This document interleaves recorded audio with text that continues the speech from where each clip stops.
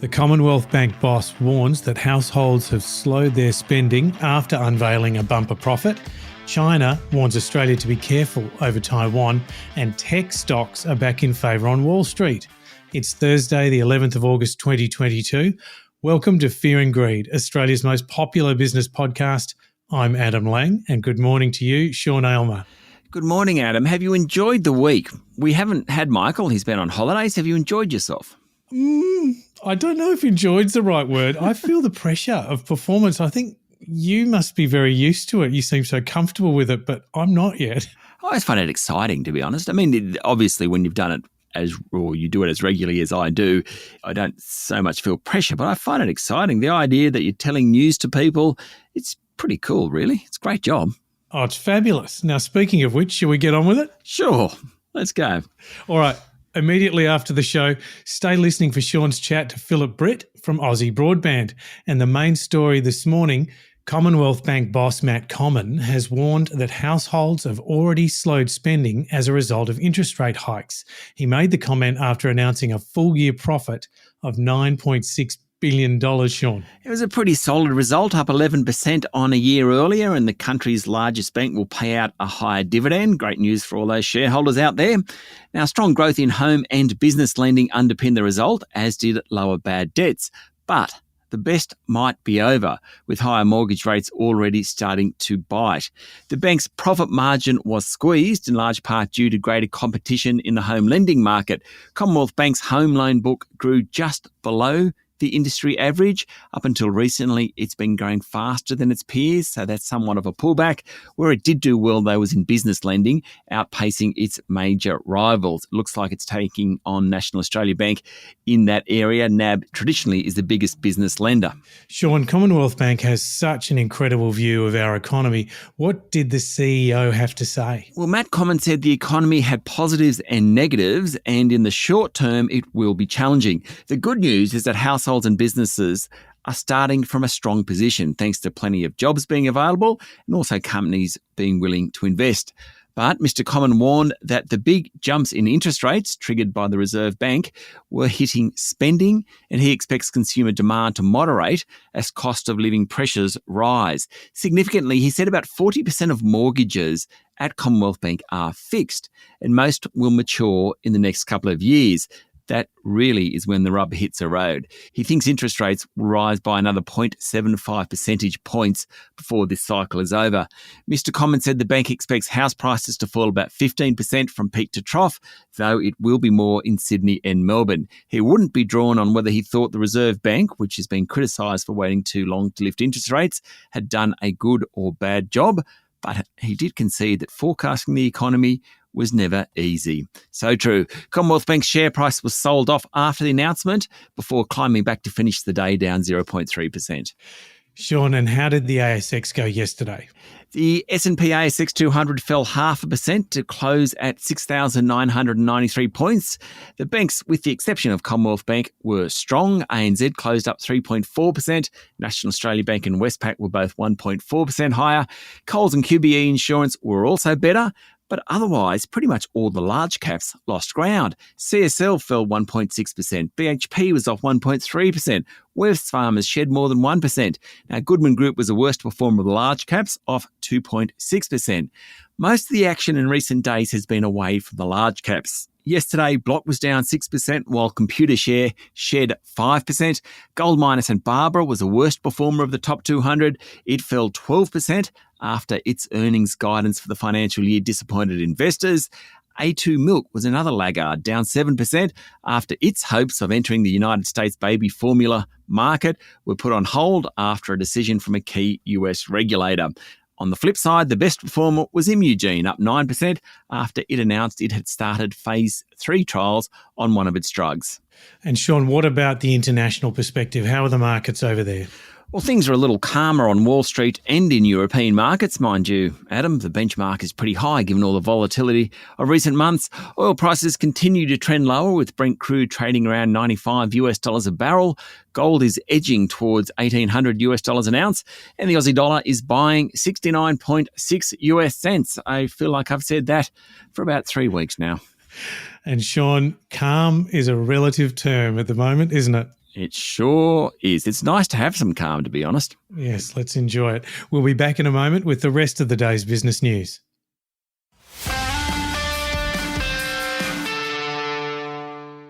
Sean, China's new ambassador to Australia has said there is absolutely no room for compromise on Taiwan.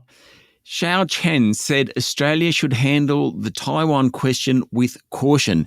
He defended China's recent military action around Taiwan following what he called a provocative visit by US House Speaker Nancy Pelosi. Now, the ambassador is relatively new. He's only been in the job 7 months, and yesterday really was the first day he came out and gave a proper speech. Sean, being an ambassador must be a really curious role, and being the ambassador for China in particular. And we saw the ambassador was at the National Press Club, and it was a pretty open discussion. He did a great job, I think. He was the ambassador to Indonesia before he came to Australia. And I agree, Adam, it's a really tough job, particularly when you're representing China in a country like Australia. He defended the actions of a Chinese fighter jet in June when it flew close to an Australian surveillance plane. The ambassador said the incident was very unfortunate, but he claimed that it happened in China's territorial space. He said Beijing had imposed tariffs on certain goods of Australia rather than sanctions. He didn't like the word sanctions. He said, though, that Beijing was willing to work through the issues with the Albanese government, and said Canberra's ban on Chinese telco Huawei was a huge disruption to normal business relations. The ambassador said both Australian and Chinese people expect their countries to have a stable, friendly and cooperative relationship. I do agree with that. Let's hope the politicians can work something out. Yeah, they're good sentiments, and that came ahead of the release of a Chinese white paper on Taiwan saying the one country, two systems policies in Hong Kong and Macau should be implemented in Taiwan.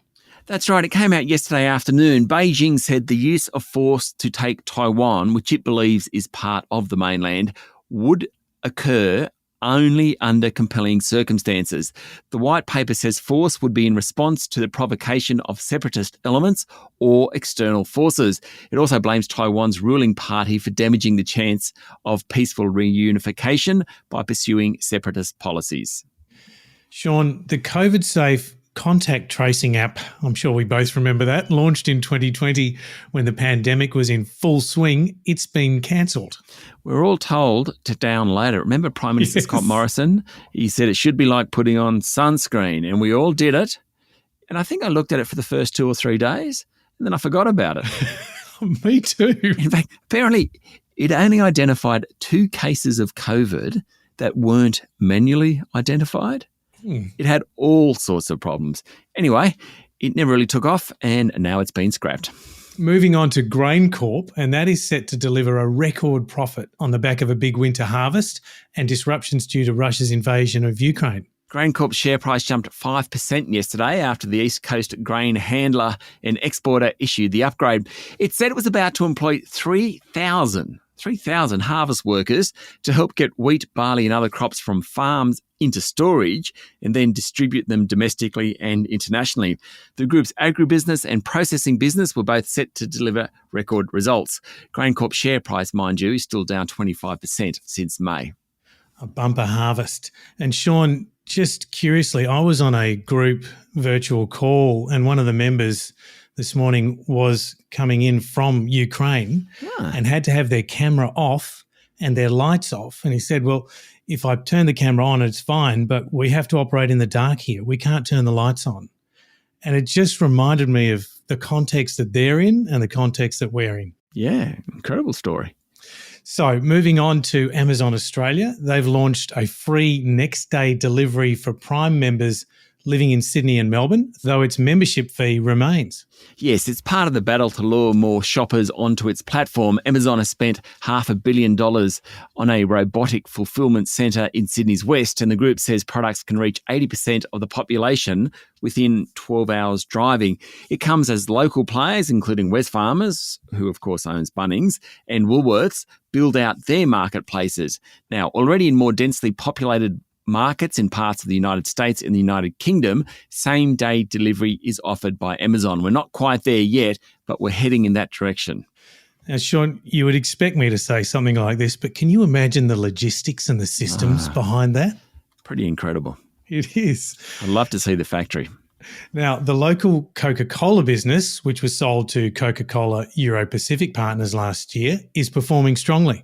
That's right. The Coca-Cola no sugar product and reduction in discounts and promotions has meant the Australasian business of the soft drinks group delivered its strongest sales performance in years during the June half. The former Coca-Cola Amatil business has been a standout performer for its parent, along with the Indonesian business. I know we don't own it anymore, but go the Australian business. That's right. Superannuation funds are under scrutiny from the regulator about a lack of action on member complaints. The Australian Securities and Investment Commission is threatening action after identifying significant issues with how super funds handle member complaints, including lengthy delays and failing to tell complainants about their right to go to the Australian Financial Complaints Authority. The regulator has identified problem areas with how funds are handling those complaints after the completion of the first stage of a surveillance exercise that encompassed 35 unnamed trustees, think of that as 35 unnamed funds, and more than 49,000 complaints. The regulator said it will consider regulatory action where appropriate. All right. Now, we talked a couple of days ago about meme stocks being back in fashion in Wall Street, and it seems like retail traders in Australia are following the lead.